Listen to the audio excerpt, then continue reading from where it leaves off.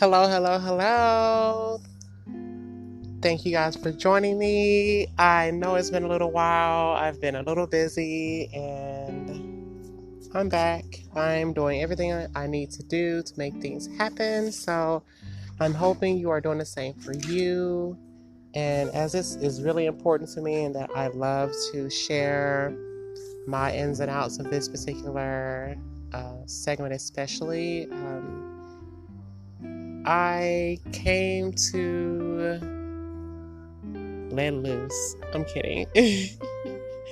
um, as we are on the topic of self, not even just in the egotistical meaning of self, we are more into the aspect of who you truly are and coming to understand what that means to the individual that is searching, looking towards, and understanding the I am is quintessentially the you that you should be, or not even should be, because no one can tell you who you should be, but the you that is really there, that's present hand, and the you that has been made by external circumstance and decisions and choices and habits that have been brought upon you because of your external circumstances. We often forget that when we start off in our life, we are a blank slate. And that means that anything and everything can be imprinted upon us until we're able to start designing our own quote unquote mainframe and how that should look, how that should be with the bells and the whistles, if you will, attached. And we get to a certain point in our life and we realize we're not who we thought we were or should be. We're not who we want to be or could be. And some of us have a meltdown, breakdown. Others have that epiphany and make a quick adjustment. Others are much more apt to find someone to help them figure out what it is that they need to do to make that particular adjustment, while some of us are just throwing our hands in the air and may not even be aware, and knowing that you have been programmed, if you will, Matrix style. Kidding. But you've been programmed to be a certain type of way because of your external circumstance. And life has its quirks, it has its upbringings, and to some effect, it has its downsides. And we get to a certain point in life and wonder and see that our perspectives have been changed and shifted. And it's not always by our own self and may not always seem to be to our or for our best intentions. But inevitably, that's where you are. And that's how you got to where you got to be at. And for the rare individuals who got to be imprinted upon or gain their perspective of self from their circumstances and it worked in their favor, you are one of the very lucky few. And that is wonderful and nothing to be ashamed of or criticized over, because you were able to do so in the manner in which you were able to, which was just the fact that, I wouldn't say luck would have it, but as they say, luck would have it, you were able to grow into who you were and were always supposed to be. And that's wonderful. It's nothing against that at all. I think that's an amazing encounter that you didn't have the dealings that other people had to deal with. And maybe you can share light to someone else on how you grew up and how you got to be who you are and where you are. And that entails a journey that is different from other people who are having to rebuild and figure out who it is they're supposed to be, who it is that they should be to them and not to everyone else. And the picture is always painted by the ones outside of you. And it's not that they are attempting to control you or to control what you do. It's the fact that when they've gotten used to you being some type of way for so long, that's all they know. That's all they've been used to. And it's nothing against you to necessarily just hold you back. But when they're used to something, people are creatures of habit. And it's not to say that we can't change, but because we get into the habit of being habitually one way, we get accustomed to it and we want to be comfortable. And the more comfortable we get to be, the more we get to be in ourselves exactly the way we are, comfortable. And you make someone else uncomfortable. They don't like that. They don't like to see the change and the growth and the maturity and the new you. And not always because it's them hating on you, it's just that it's change. It's not comfortable. It's not always favorable. And not everyone is going to not like the change. Not everyone's not going to have a hand up against you or a verse to speak to you about and to speak against you. Not everyone's going to be that person. But there are those that do feel uncomfortable when things change. And in any effort, when things are volatile and upheaval is there, you find that it's not comforting. And what do we say? People are used to comfort and want to be comfortable until you don't want to be anymore. And that's a whole different story.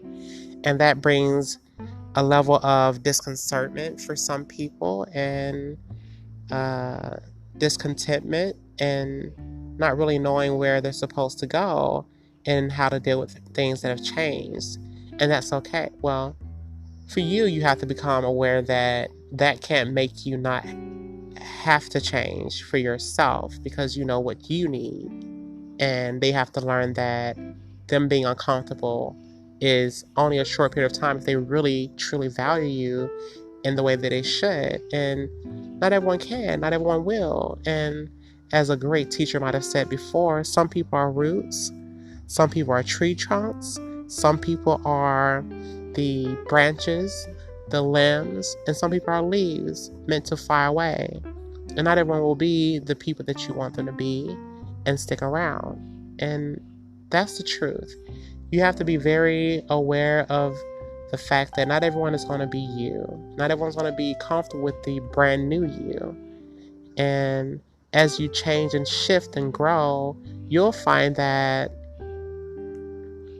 life is like a box of chocolate. You never know what you're going to get. And it's not to say that you should be hesitant, but in every regard, we should persevere in who we want to be. And as we keep on growing, we will undoubtedly face different, I want to say contests against what you're changing yourself into. And that's only because people are used to one way of being and they just want that particular way of being and nothing else. And because of that, they are not going to be comfortable with the fact that you are changing. And that's just what that is. And until you get comfortable with the fact that someone else is not going to always like what you are, who you are, and how you are coming into your new self, you're going to always look to them to not necessarily be a point of approval, but is this okay? Is this going to be a big problem? Because you still want those same old things in a certain type of way. And it's not to make it to be always bad, because when you're changing and you're growing and going into something new, you have to let go of the old. And it takes a certain amount of patience, perseverance, and time. And you can't hang on to all those old things. And those people you want to keep around, you fight the universe, you fight your change and progress, only to find out that you still don't want the old thing, you want the new thing. And the more you realize that some things are meant to be held on to when it comes to these different circumstances or people, you are inevitably pushing the envelope. You're making it more trying than what you have to be. And because of that in itself, you are not necessarily struggling, but coming to the realization that if this is really going to go the right way, someone isn't going to make it, and that someone doesn't have to be you. And it's not to say that you're trying to say bye to everyone else. And it may be that you are, because some people won't let go. But some things just happen, and if they kind of can't be there for the final countdown of your transformation, then that's just where they are. And it's not anything evil, it's not anything bad.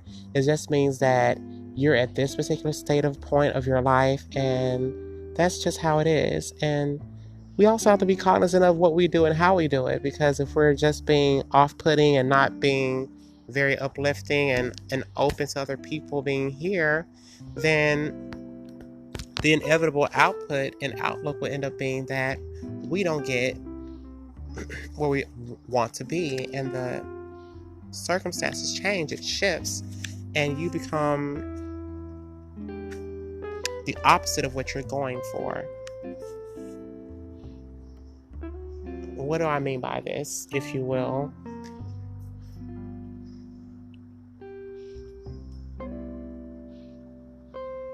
We don't intend to push people away, and that's not something you should do.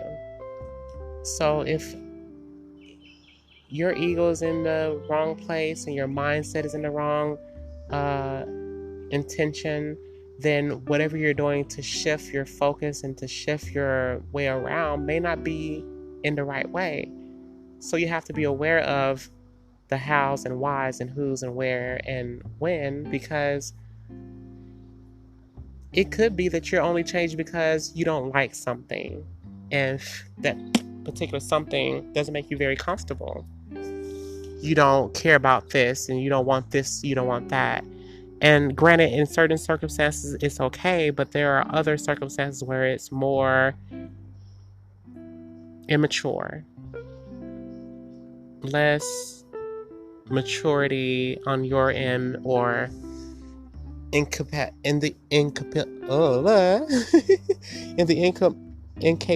of actually learning to grow, you deter. Well, and it's not to say that we can't deter from certain things when we need to. It's just that you'll know for yourself exactly what you should or should not be doing, how you should or should not be doing it, and when you should be doing it, and why. That comes into play when you're having to dissect who you are, where you're going, and how you're going to get there, and what that all means. So these different layers you've built will start to fall away as you go through them. And if you can't truly discern between the growth and immaturity, you will definitely sometimes make the wrong decision about how you're doing the things you're doing. So when it comes to you and other people and how you're supposed to do them, well, the particular growth and progress, you will find your answer if you're in the right place, the right way, the right thing, the right time of your growth and your behavior. So it's up to you to truly discern what you're doing and why you're doing it, and what you're doing it for, and who you're doing it for. If you're changing for the world to be more accepting, more allowing, well, not even just allowing, but just accepting of you, so that you can be comfortable, or that they can be comfortable, then is it the right thing for you to do? Sometimes progress is not doing anything. Sometimes just not doing anything at all is the one way you can figure out or make the right decision. We have to also remember that you won't have everything laid out for you. It's not going to be rose-colored glasses that protect you from the reality of your world that you're shifting. Well, not even just that you should be weary or anything of that nature, it's just that when you are in the place that you are, you will be confronted by yourself and by the world around you when things are not the way that they once were. So getting comfortable with the idea that you have to make the difference of what is truly taking place. We have to also remember how we identify with the true self and the one that we've been given. You've probably been used to saying yes to so many things. You've probably been used to saying no to so many different things. And the question is, did you really mean it? Is that what you were saying truthfully? It takes some practice to really ask and to consider, but eventually we all get to a point where we can't really say yes because someone else wants you to say yes. So in that effort, I think we can all agree that it's in our own best interest to decipher who we are, where we are, and where we're going, and how far we're getting there. And if we're going to get there. So to make things short and sweet, if you are what you eat, then you must be even more what you think.